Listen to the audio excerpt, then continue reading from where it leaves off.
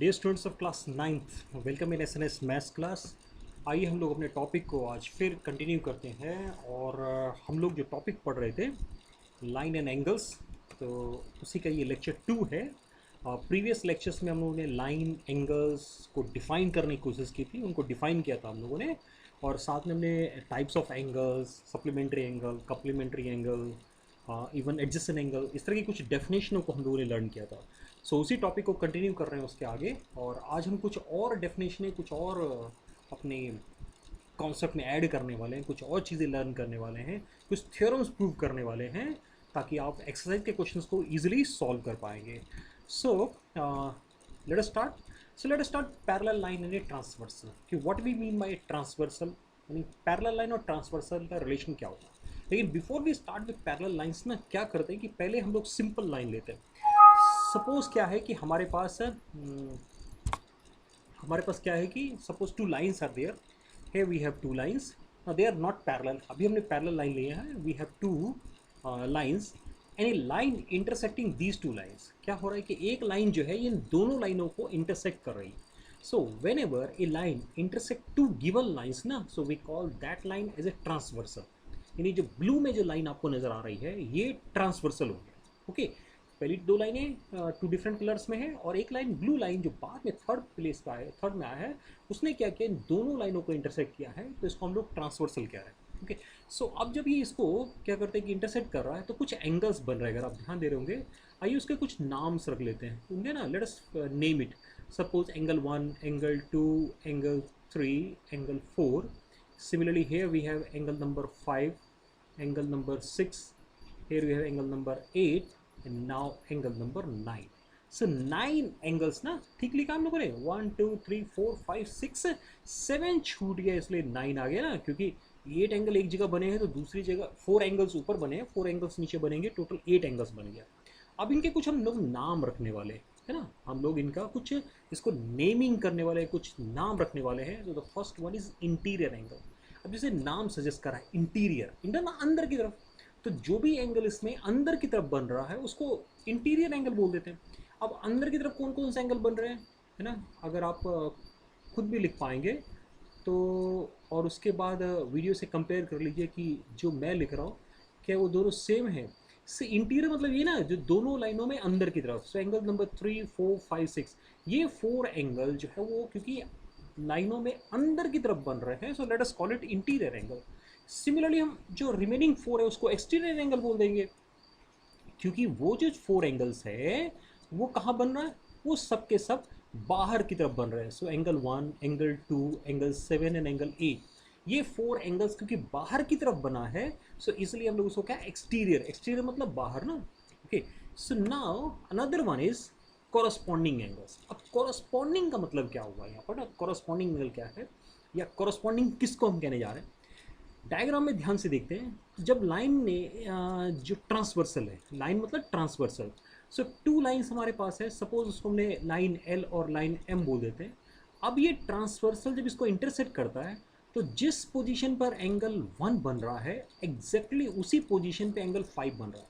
तो हम ये बोलेंगे कि एंगल 1 और एंगल 5 एक दूसरे के कॉरस्पॉन्डिंग है। तब तो इसका मतलब एंगल 2 के साथ का एंगल कौन सा हो गया, एंगल 6 हो गया। एंगल 3 के साथ का एंगल 7 होना चाहिए। एंगल 4 के साथ का एंगल 8 होना चाहिए। सो ये जो पेयर है ना, ये जो पेयर्स हैं ये कॉरस्पॉन्डिंग एंगल्स के पेयर हो गए। कॉरस्पॉन्डिंग मीनिंग साथ में जो बन रहे, मतलब एक जैसा बन रहा है। जब ट्रांसवर्सल लाइन को कट किया, तो एल को जब कट किया, तो एल को कट करने पे जिधर एंगल 1 बना है एग्जैक्टली जब वो लाइन एम को जाके कट कर रही है, तो ठीक वहीं पर क्या बन रहा है, एंगल 5 बन रहा है। सो दैट इज कॉरस्पॉन्डिंग, है ना। वो 1 का कॉरस्पॉन्डिंग 5 है, 2 का कॉरस्पॉन्डिंग 6 है, 3 का कॉरस्पॉन्डिंग 7 है, 4 का कॉरस्पॉन्डिंग 8 है। Next is alternate interior angle. अब कॉरस्पॉन्डिंग तो 7 का हो गया, तो अल्टरनेट मतलब उल्टा, उसका अपोजिट में, है ना। सो अगर हम ध्यान से देखेंगे, और एक और वर्ड हमने जोड़ दिया इंटीरियर। तो अगर इंटीरियर हम जैसे वर्ड यूज़ कर रहे हैं, सो अगर मैं इंटीरियर में, तो एक तो एंगल इंटीरियर में 3 था। अब 3 के ठीक अल्टरनेट पे कौन सा है, क्योंकि 3 का साथ में तो 7 है, लेकिन 7 के ठीक उल्टे पे कौन सा है, वर्टिकल विजिट 5 ना। सो 3 का जो अल्टरनेट है वो एंगल 5 हो गया। सो एंगल 3 का अल्टरनेट एंगल 5 हो गया, ऐसे ही एंगल 4 का अल्टरनेट एंगल 6 होगा। क्योंकि अभी हम इंटीरियर की बात कर रहे हैं तो हमने इंटीरियर के अल्टरनेट एंगल्स को लिखा है। ओके, तब ऐसे ही अल्टरनेट एक्सटीरियर एंगल भी डिफाइन हो सकते हैं, है ना। अल्टरनेट एक्सटीरियर एंगल भी डिफाइन होंगे। अल्टरनेट एक्सटीरियर कौन होगा, एक एंगल 1 है, अब 1 का अल्टरनेट कौन हो जाएगा, 7। अब 7 कैसे, सी 1 1 यहाँ पर है, 1 के कोरस्पॉन्डिंग कौन है, 5 ना, तो 5 के ठीक वर्टिकल अपोजिट कौन है, 7 है।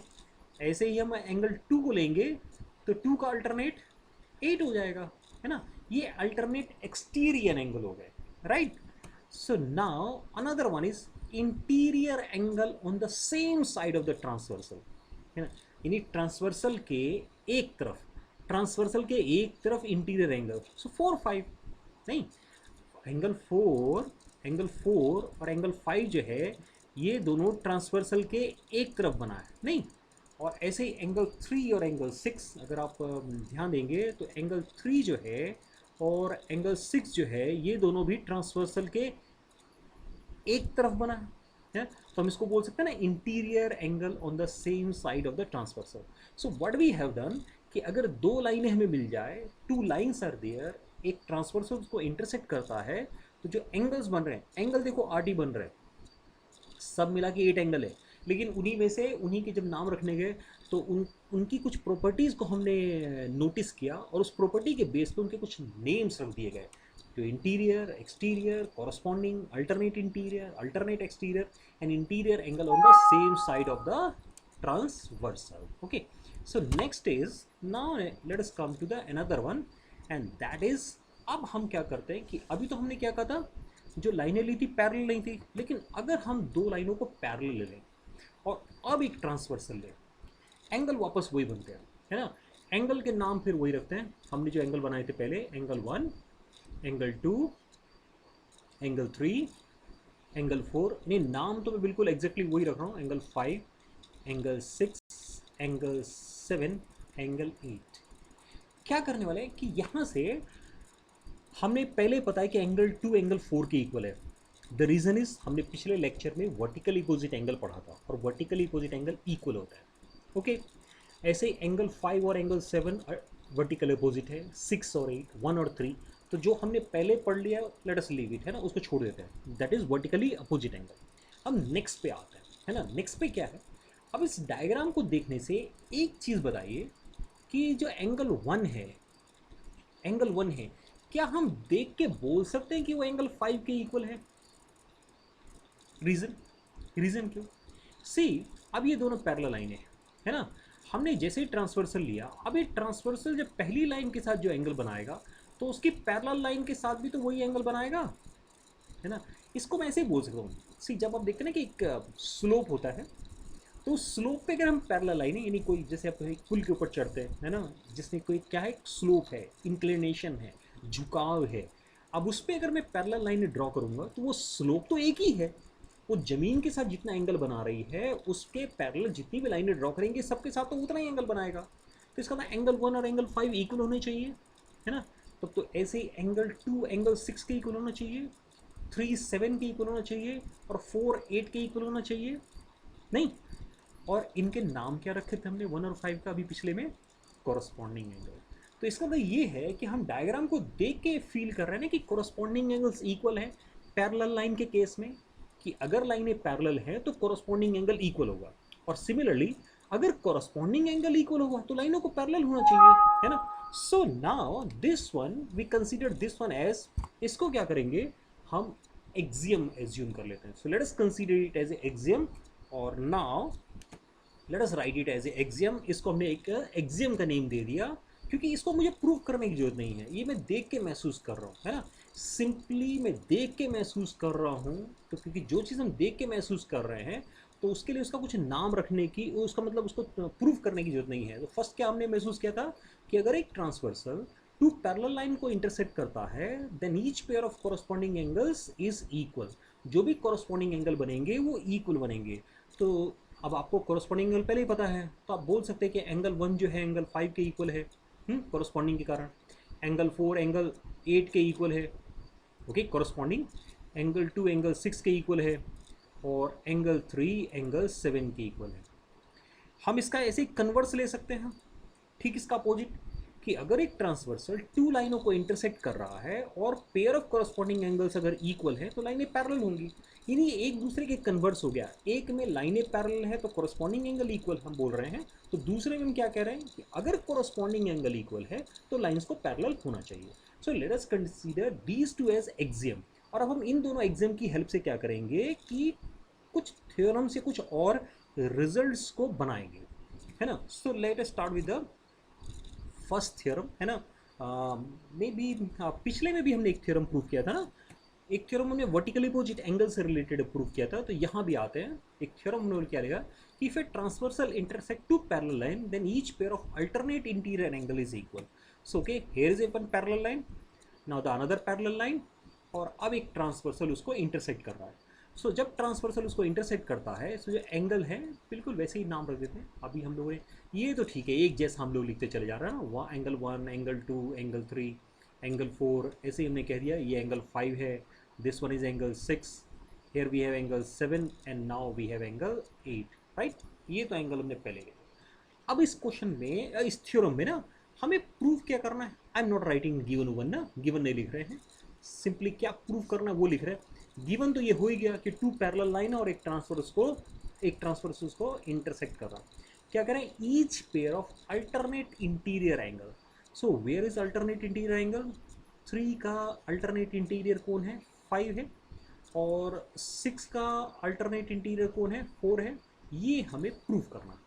सी ऑलरेडी हमने पहले डिफाइन कर, इसलिए हमने क्या किया था, पहले हमने उन डेफिनेशनों को बना लिया, हमने पहले डेफिनेशनों को पढ़ लिया, कॉन्सेप्ट से हम वो समझ गए कि किस एंगल को हम क्या नाम देने वाले हैं। अब हम आ रहे हैं थ्योरम पे, यानी अब हम क्या कर रहे हैं, लॉजिकली इसको प्रूव करके दिखाएंगे। So let us prove it, है ना, let us try to prove it. इसको प्रूव किया जाए, बहुत सिंपल से प्रूफ है, एक एक दो लाइनों के प्रूफ हैं, और शायद इसलिए एनसीईआरटी में तो ये प्रूफ गिवन नहीं है ना, एनसीईआरटी में प्रूफ नहीं गिवन है, वहाँ सिर्फ थ्योरम मेंशन कर दिया गया है। So if you know the statement ना, आपको स्टेटमेंट याद है, स्टेटमेंट की समझ है, कॉन्सेप्ट क्लियर है, तो आप आसानी से एक्सरसाइज के क्वेश्चन कर पाएंगे। लेकिन अगर हम प्रूव करना चाहें तो हम इसको आसानी से प्रूव भी कर सकते हैं, है ना। ओके, सो प्रूव क्या करेंगे, कैसे करेंगे, मुझे 3 को 5 के इक्वल प्रूव करना है, तो मैं 3 से स्टार्ट करता हूँ, एंगल 3। अब एंगल 3 किसी के इक्वल है क्या, 1 के इक्वल है। क्यों इक्वल है, वर्टिकली अपोजिट, है ना। ये तो हमने ऑलरेडी पिछले थ्योरम में प्रूव किया हुआ है कि ये वर्टिकली अपोजिट है। ओके, 3 1 के इक्वल हो गया। नाउ क्या 1 भी किसी के इक्वल है, 1 5 के इक्वल है। क्यों इक्वल है, कॉरस्पॉन्डिंग, अभी हमने एग्जाम में प्रूव किया ना। यानी क्या करना है कि जो भी चीज़ हम कहना चाह रहे हैं प्रूव करने के लिए, जो भी यूज़ करना चाह रहे हैं उसका कोई लॉजिक होना चाहिए। तो 3 1 के इक्वल है वर्टिकली अपोजिट, और 1 5 के इक्वल है कॉरस्पॉन्डिंग। अब देखो भाई, इन दोनों में जब 1 1 यहाँ पर इक्वल है, तो क्या हम इन दोनों लाइनों से ये नहीं बोल सकते कि 3 5 के इक्वल होगा, प्रूव हो गया। सिमिलरली 4 के लिए प्रूव कर सकते हैं, है ना। 4 के लिए प्रूव करना है तो अगेन हम क्या करेंगे, 4 और 6 लेना ना मुझे, मैं 4 से स्टार्ट करूंगा। 4 किसके इक्वल है, 2 के इक्वल है, 2 किसके इक्वल है, 6 के इक्वल है, इसलिए 4 और 6 इक्वल हो जाएगा। सो एक एक दो दो लाइनों के सिंपल से प्रूफ है इन थ्योरम्स के। आइए एक और थ्योरम पे आते हैं ना, एक और थ्योरम देखते हैं। If a transversal intersect two lines such that pair of alternate interior angles is equal then the two lines are parallel. नहीं, अभी क्या करना है हमें, अब हमें लाइनों को पैरेलल प्रूव करना है। यानी ओके, भले ही स्क्रीन में अभी आपको पैरेलल लाइनें नज़र आ रही हैं, लेकिन हम ये कहेंगे कि ये लाइनें पैरेलल नहीं हैं, दो लाइनें हैं और एक ट्रांसवर्सल है। एग्जैक्टली पहले की तरह ही हम बोलेंगे कि जो एंगल्स फॉर्म हो रहे हैं वो एंगल लिख देंगे। यानी अभी जो केस बन गया वो एक तरह से प्रीवियस थ्योरम का कन्वर्स है।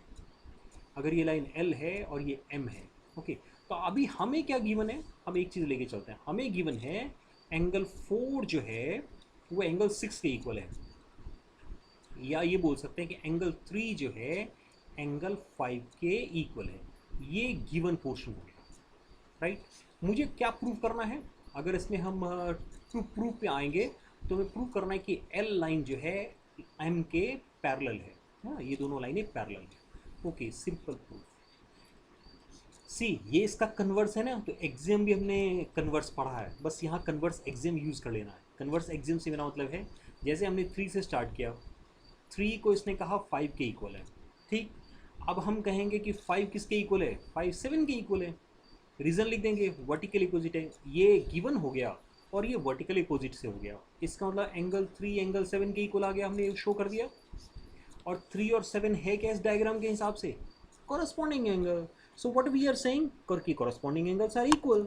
तो जब हम ये कह रहे हैं कि कॉरस्पॉन्डिंग एंगल इक्वल है तो इसका मतलब अकॉर्डिंग टू दैट एक्सियम, जो भी हमने जो एक्सियम में जो कन्वर्स वाला पोर्शन पढ़ा था, हमने 2 एक्सियम पढ़े थे ना, तो जो सेकंड नंबर पे हमने कन्वर्स पढ़ा है एक्सियम का, उस कन्वर्स के ड्यू टू दैट कन्वर्स हम क्या बोल सकते हैं कि lines are simply parallel. Okay, now let us come to the another one.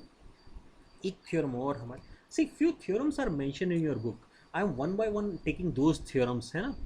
जैसे एक थ्योरम है, if a transversal intersect two parallel line then each pair of interior angle on the same side of the transversal is supplementary. Okay, sorry, two parallel line and here we have transversal. तो पहला काम तो इनके नाम रख देते ना, और नाम रखने में हम लोग कोई चेंज नहीं कर रहे हैं, जैसा हमने स्टार्टिंग में ना जो नाम रखे थे बिल्कुल वैसे ही क्या कर रहे हैं, लिखते चले जा रहे हैं, है ना। सो एंगल 1 एंगल 2 3 4 5 6 7 8 हो गया। अभी प्रूफ क्या करना है उस पर आते हैं। गिवन, तो गिवन समझ में आ गया, if a transversal intersect two parallel line, यानी क्या है गिवन, क्या है कि ये 2 पैरेलल लाइन है एल और एम, है ना, और एक ट्रांसवर्सल है, चलो इसका भी नाम रख दो, चलो एल आर कर देते हैं, लाइन आर वो इसको इंटरसेक्ट कर रही है। क्या प्रूव करना है, टू प्रूव, है ना। So what we want to prove, let us write it. To prove, हमें प्रूव करना है each pair of interior angle on the same side of the transversal, that is angle 4 or angle 5 and angle 6 3 and angle 6, ये supplementary है। Supplementary definition पढ़ा है, जो पिछला हमारा लेक्चर था उसमें हमने सप्लीमेंट्री को हमने लर्न किया था कि what we mean by supplementary, जिन 2 एंगल्स का सम 180 होता है उसको सप्लीमेंट्री कहते हैं। यानी मुझे प्रूव करना है कि 4 प्लस एंगल 4 और एंगल 5 का सम 180 होता है और एंगल 3 और एंगल 6 का सम 180 होता है। Let us come to the proof. आइए प्रूफ क्या होता है। See as far as the proof part is concern, इसके पहले मैं पिछले एक थ्योरम को याद कराना चाहूँगा कि अगर एक लाइन पे एक लाइन है और उस पर एक लाइन आ रही है, तो ये दोनों एंगल को हम लोग क्या बोलते हैं, what we call it, linear pair. और लीनियर पेयर में क्या एंगल बन रहा है, 180 ना। So I am going to use this, इसी को यूज़ करने वाले हैं। सी क्या हो रहा है कि हमें 4 5, हमें 4 लेना है 5 लेना है ना, जो प्रूव करना है कि 4 5 का सम 180 प्रूव करना है, राइट, ठीक है ना। 4 5 का सम 180 प्रूव करना है। नाउ टेल मी, क्या एंगल 5 एंगल 1 के इक्वल है, yes. Reason, corresponding angle, already prove किया हमने ना, कॉरस्पॉन्डिंग। इसका मतलब क्या मैं ये बोल सकता हूँ, ये फर्स्ट हो गया। नाउ क्या हम ये बोल सकते हैं कि एंगल 1 प्लस एंगल 4 180 है, सी ऐसे, ये आर एक लाइन है और ये एल उसके ऊपर है ना, इंक्लाइन ऑन दैट। तो स्ट्रेट लाइन पे जो ये पूरा एंगल बनता है तो 180 होना चाहिए ना, तो इसका तो 1 4 का सम 180 होगा, तो 1 + 4 180 है। अब 1 जो है वो 5 के इक्वल है, तो 1 को 5 से रिप्लेस कर दें, हो गया प्रूफ, 4 + 5 180। सिमिलरली 3 और 6 को आप प्रूव कर सकते हैं, बस क्या करना है उसमें भी क्या करना है, हम लोग लिखेंगे कि 2 + 3 जो है तो 180 होता है, नहीं यहाँ पर ये 180। और अब क्या करना है, 3 तो मुझे रखना है ना, 2 को क्या करना है मुझे 6 के से रिप्लेस कर देना है, कॉरस्पॉन्डिंग एंगल 2 और 6 इक्वल होते हैं, नहीं 2 और 6 इक्वल होते हैं, हेंस द रिजल्ट। ये सिंपल सा रिजल्ट। यानी थ्योरम्स आर सो सिंपल, छोटी छोटी थ्योरमें हैं, याद रखना है। एक्सरसाइज के क्वेश्चंस, छोटे छोटे क्वेश्चंस को सॉल्व करने में ये हमारी सिंपली हेल्प करने वाला है। One more is, if a transfer intersect two lines such that a pair of interior angle the same side of the transverse is supplementary, then the two lines are parallel। हमें इस बार क्या करना है, parallel. See again exam use होगा। अभी हम जैसे पिछले में क्या करके आए, हमने कॉरस्पॉन्डिंग का हेल्प लिया था, तो यहाँ भी क्या करेंगे, सप्लीमेंट्री से स्टार्ट करेंगे और कॉरस्पॉन्डिंग तक पहुँच जाएंगे, है ना। सप्लीमेंट्री से स्टार्ट करेंगे और सिंपल कॉरस्पॉन्डिंग तक पहुंच जाएंगे। Again same situation, here the two lines, parallel लाइनें हैं। क्या करते हैं कि जो मुझे ज़रूरत है मैं उसी पे आता हूँ। क्या गिवन है? Pair of interior and the same side of transversal is supplementary. Okay, let me provide you some hint ना, थोड़ा सा हिंट दे देते हैं, देन आप फिर इसको प्रूव कर लीजिएगा। सेकेंड पार्ट एक काम कर सकते हैं, या तो जैसे आपको समझ में आ रहा है तो वीडियो को यहाँ पर पोज करके आप खुद प्रूफ लिख के देखिए। मैं I am not going to write everything here, simple सिर्फ प्रूफ पे आ रहे हैं। सी 4 + 5 180 है, हम ये ना बोल रहे हैं, ये गिवन है ना कि सेम साइड वो 180 होता है। हमें ये गिवन है कि 4 + 5 180 होता है, लेकिन 1 + 4 भी तो 180 होता है ना, 1 + 4 भी 180 होता है। नाउ सी, क्या हम ये बोल सकते हैं यहाँ पे कि 5 और 1 इक्वल होगा? क्योंकि 4 को, अगर आप 4 को इधर ले आएंगे तो 5 क्या होगा? 180 - 4, और यहाँ से भी 4 को इधर ले आएंगे तो 1 हो जाएगा 180 - 4। तो इसका मतलब हम बोल सकते हैं कि 1 जो है 5 के इक्वल, राइट। 1 मतलब 1 5 के इक्वल है, यानी कॉरस्पॉन्डिंग एंगल इक्वल है। So by that axiom what we say is lines are parallel, simple है ना, लाइंस आर पैरेलल। तो ये सिंपल तरीके से ये प्रूफ हो जाएगा। नहीं, व्हाट वी आर डूइंग, हम एक थ्योरम ले रहे हैं उसका कन्वर्स ले रहे हैं, थ्योरम ले रहे हैं उसका कन्वर्स ले रहे हैं।